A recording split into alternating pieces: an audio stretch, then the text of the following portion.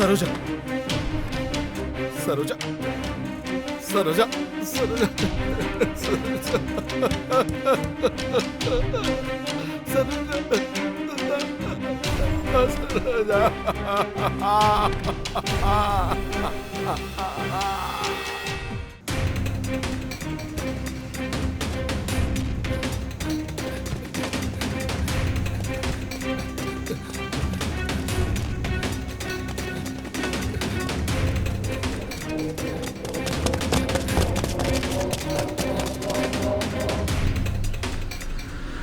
मुझसे भागोगे?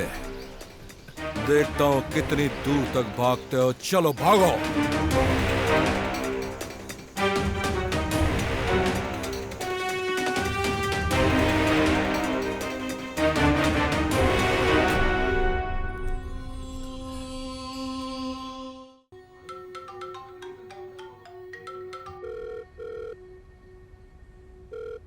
हाँ Rajesh, sorry Rajesh, senior officer का गुस्सा मैंने तुम्हारे पर निकाल दिया। I am really sorry. एक काम करते हैं, ध्यान से सुनो। हमें जितना भी मिलेगा उसमें से एक शेयर मैं तुम्हें दूंगा। पैसों के सामने रिश्ते आईने की तरह टूट जाते हैं सर। कोई बात नहीं। हम लोगों में से शरीफ कोई भी नहीं है। उस एमएलए की लड़की को किसी ने भी किडनैप किया हो, कोई भी एविडेंस हो, अगर उसने उस लड़की का कोई ना कोई वीडियो कुछ तो निकाला होगा, तो उस लड़की का फ्यूचर खराब होने से पहले ही हमें उसे पकड़ना है। क्या तुम मेरा साथ दोगे? मेरे लिए ओके सर, चलते हैं। जो भी हो उसे ढूंढ कर पहले उस लड़की को बचाते हैं सर। अपने अपडेट के बारे में सीनियर ऑफिसर को सारी डिटेल्स पता चले, इसके लिए आप एक खास मीटिंग तुरंत अरेंज कीजिए सर। मैंने और नेल्सन ने मिलकर जितनी भी डिटेल्स इकट्ठी की हैं उन सबको आपके सामने पेश करता हूं सर। उन्हें इस केस के सारे डिटेल्स के बारे में बिल्कुल भी नहीं पता, इसलिए वो आप पर गुस्सा है। Okay Rajesh, okay, see you. Okay sir, thank you. Rajesh, be fast about inquiry reports.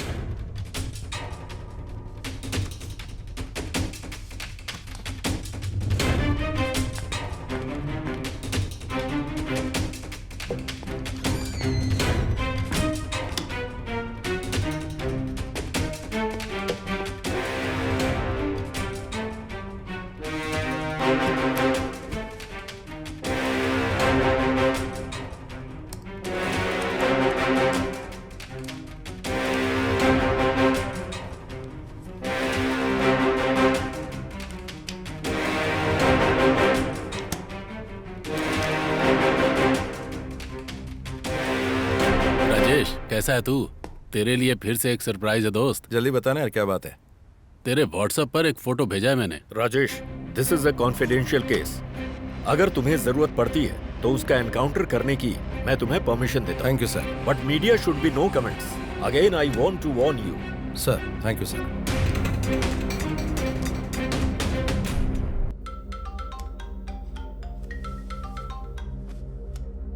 Hello Rajesh, एक क्लू मिला है। बताना। तू इसी वक्त मेरे ऑफिस आ जा। तुझे एक पुराने केस की फाइल दिखानी है। ठीक है।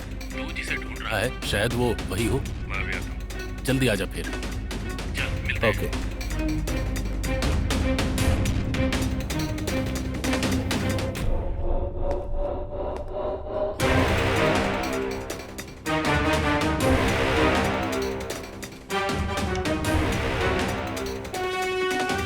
राजेश, क्लू मिल गया। जिन मर्डर केसेस को मैं सॉल्व नहीं कर पाया था, मैं उसी के बारे में बताना चाहता हूँ। मेरे पास से क्राइम ब्रांच में गए हुए 3 मर्डर केस, तीनों ही मर्डर का एक ही पैटर्न है। वो तीनों औरतें हैं, लेकिन उनमें से किसी का भी रेप नहीं हुआ था, लेकिन उनके सेक्स ऑर्गन्स को बुरी तरह से काटा पीटा गया था, जिससे उनकी मौत हो गई। अगर तीनों के मर्डर पैटर्न को देखेंगे तो कत्ल करने वाला इंसान कोई एक ही है, और वो इंसान नामर्द है। कितना चाह कर भी वो सेक्स नहीं कर सकता, और इसी फ्रस्ट्रेशन में पागल होकर वो लड़कियों के साथ ऐसी बेरहमी करता है। ये फोटो देखो राजेश।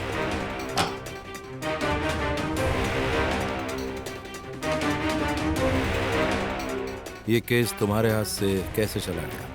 अब इसके बारे में मैं क्या कहूँ? मैंने सारे एविडेंस कलेक्ट कर लिए थे, लेकिन उसके बावजूद मैं आरोपी को नहीं पकड़ पाया। इसी वजह से ये केस मेरे हाथ से चला गया। अच्छा सुन, एक्चुअली उस आरोपी के बारे में और ज्यादा पता करना है।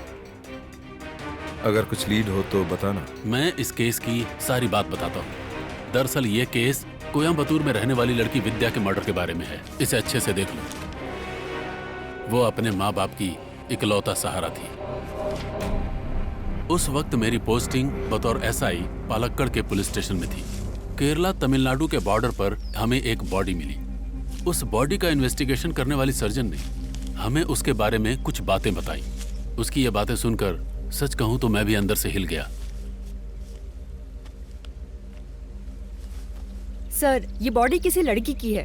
मर्डर हुए लगभग 3 दिन हो चुके हैं। इसकी मौत कैसे हुई होगी ये मैं समझ नहीं पा रही। जांच करनी पड़ेगी। मैडम, बॉडी में कोई इंजरी, कोई फ्रैक्चर्स, आई मीन किसी तरह के हथियार का इस्तेमाल? उस तरह के कोई फ्रैक्चर या चोट वगैरह नहीं है। सिर्फ गला काटा गया है और इसी वजह से इसकी मौत हुई है। लगता है कोई छोटा वेपन यूज किया गया है। For example surgical blade, sharp knife, कुछ ऐसा। रेप अटेम्प्ट भी हुआ था क्या madam? Not rape but sexual harassment तो हुआ ही है। तभी मेरा इन्वेस्टिगेशन विद्या की तरफ डाइवर्ट हुआ। विद्या के मर्डर के बारे में हमें एक लीड मिला था। नंदू नाम का एक लड़का था। उसके खिलाफ हमारे पुलिस स्टेशन में बहुत सारे केस फाइल हैं। जिसने ये मर्डर किया उसी ने बाकी के भी किए। तुम्हें इस बारे में यकीन कैसे है? Sir file. इन्वेस्टिगेशन से पता चला कि विद्या कोयम्बतूर आई थी। तुम जाओ यहां से। राजेश, ये फाइल देखो। एक भी लड़की किडनैप नहीं हुई है।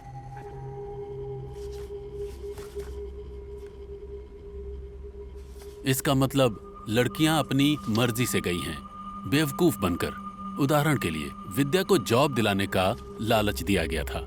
उसी तरह इस लड़की को भी कोई लालच दिया गया होगा, मुझे ऐसा ही लगता है। वो किसी के भी हाथ लगे बिना बचकर भाग रहा है ना? राजेश, इसमें एक छोटी सी दिक्कत है। अगर ये अपने हाथ आ गया तो गुनहगार तक पहुंचा जा सकता है बहुत आसानी से। लेकिन इसमें दिक्कत की बात यह है कि इसके ऊपर कोई भी केस दर्ज नहीं है। तुम समझ रहे हो ना? केस जब मेरे पास से क्राइम ब्रांच में चला गया तब मुझे ये सारे सबूत मिले। मैंने वो सारे सबूत उन्हें फॉरवर्ड भी किए, लेकिन ईगो प्रॉब्लम है या पता नहीं, उन लोगों ने इसे कोई तवज्जो नहीं दी। Rajesh, this might be useful to you. ऐसा भी हो सकता है कि जिस गुनहगार को तुम ढूंढ रहे हो वो यही हो। मुझे भी यही लगता है, लेकिन इस वक्त वो कहाँ रहता है ये जानना है। कोयम्बतूर के गांधीनगर इलाके में छुपा हुआ है। वहां मेरा एक इन्फॉर्मर है। ये लो उसका नंबर।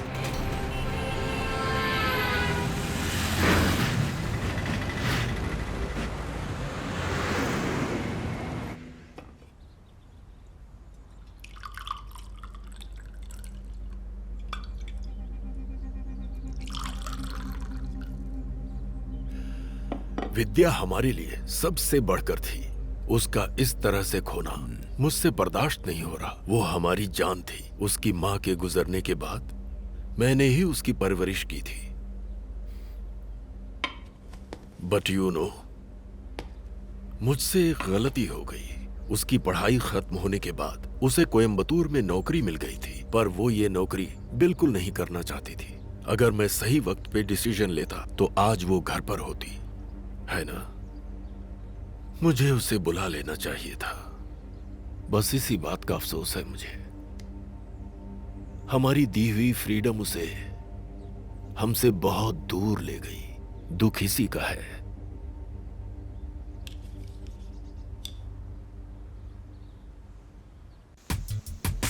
हमेशा मुस्कुराने वाली, खुश दिखने वाली, स्मार्ट तरीके से रहने वाली अचानक ही खामोश हो गई। डिप्रेशन, बहुत ही डिप्रेस्ड स्टेज पर चली गई थी वो। उसकी माँ अब उसके पास नहीं है। इस बात को एक्सेप्ट करने में उसे बहुत दिन लग गए।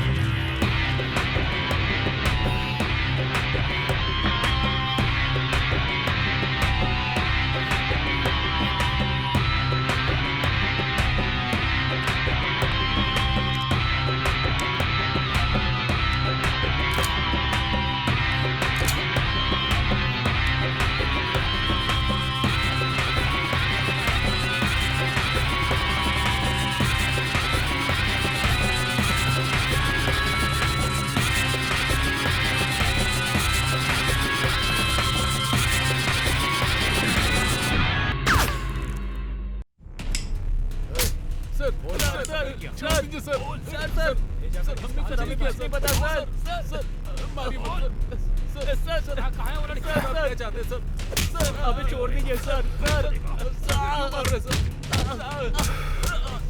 बोल कहाँ है? क्यों करता है? किसके लिए करता है? बताओ। बोल, बोल, बोल। सच बता। क्या चाहते सर? हमने कुछ नहीं किया सर, हमने कुछ भी नहीं किया सर। बोल दे, छोड़ दूंगा। हमने कुछ भी नहीं किया सर। सर हमें कुछ पता नहीं है सर।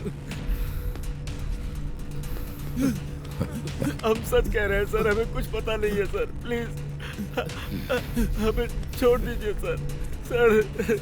सर हमारी बात का यकीन कीजिए सर। नहीं सर, नहीं सर, सर नहीं सर, प्लीज सर, प्लीज नहीं सर। सच बोल दे, सच बोल दे, बोल दे सच। मुंह खोल अपना, हमें कुछ पता बता वो कहाँ है, सिल्वा कहाँ है, बता दे। हमें जितना भी पता है हम बताते हैं सर। चल बता।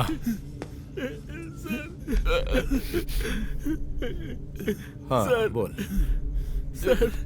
सर मैं और सिल्वा बचपन से एक साथ ही पढ़े हैं सर, एक साथ ही बड़े हुए हैं सर। हमारी अच्छी दोस्ती थी सर। ये सच बोल रहा है सर। पढ़ाई खत्म करने के बाद हम सब अलग हो गए थे सर।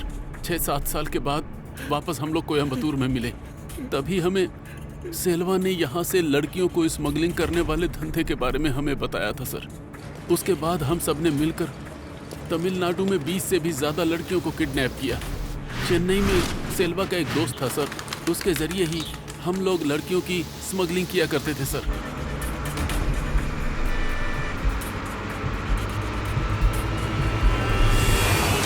उन लड़कियों में से कुछ के साथ वो बहुत ज़्यादा गलत हरकत भी करता था सर।